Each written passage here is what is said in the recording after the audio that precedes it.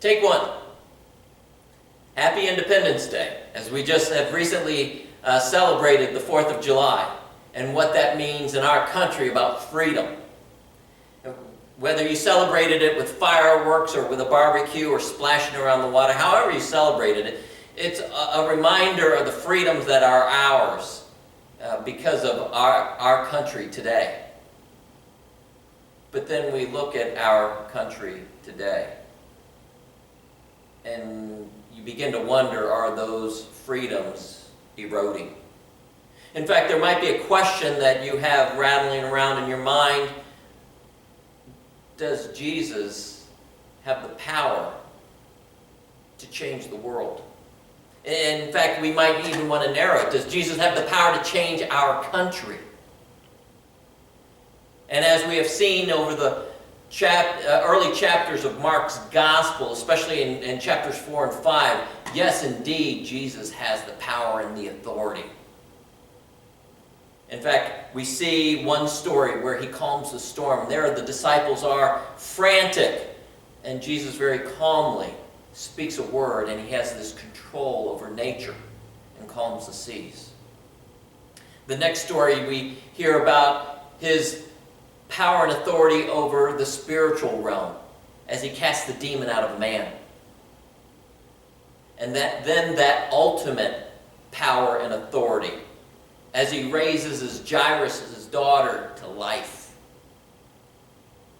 And it's those words that he speaks to Jairus that you and I need to hear, especially as we live out our faith in our country today.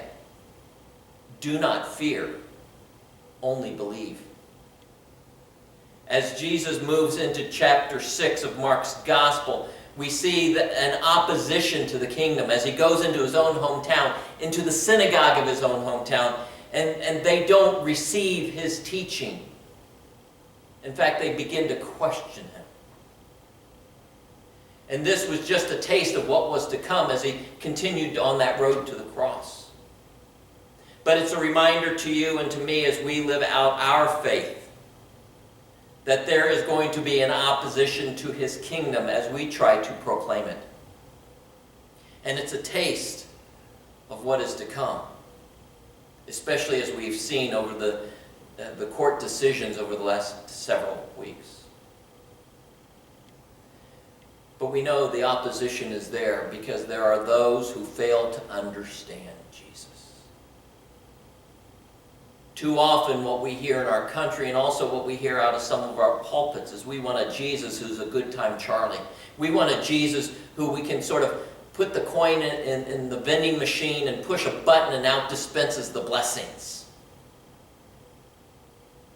And what that means is that there are those who have the inability to accept Jesus for who he is. For indeed, Jesus does give his blessings to us through word and sacrament. But there are also times where Jesus speaks a harsh word that we need to hear because we have fallen short of his glory. We have strayed from his purposes in our life. We've committed those deeds that we call sin. And in those moments, the world, our country, you and me have trouble relating to his message. In fact, we might feel that sometimes Jesus is overreaching. He's overstepping his bounds. As we might say to some preachers, and especially as we hear that convicting word of God, hey, preacher, you're meddling. Because what we find out is that it begins to threaten our way of life. It threatens our well-being. It's threatening to our level of comfort. It's almost as if in our lives and in our country that there's a higher priority on the Constitution over the Word of God. It's all about life, liberty, and the pursuit of happiness. But it seems to be about my life, my liberty, and my pursuit of happiness. And that seems to be a dominant value in our culture today. And oh yeah, we will agree with the established prevailing thought as long as that thinking agrees with what we want it to be. It's almost as if there's a cultural dislocation from faith.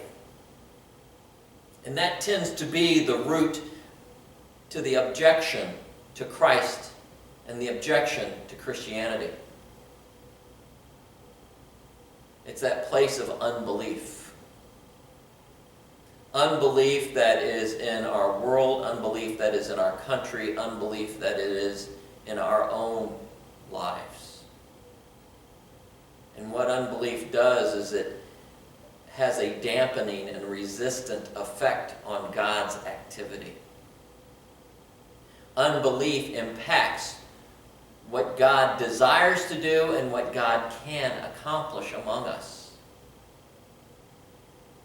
And as we wallow too long in unbelief, we begin going down that path where eventually it leads to God withdrawing what truly blesses. God bless America? That's the first step.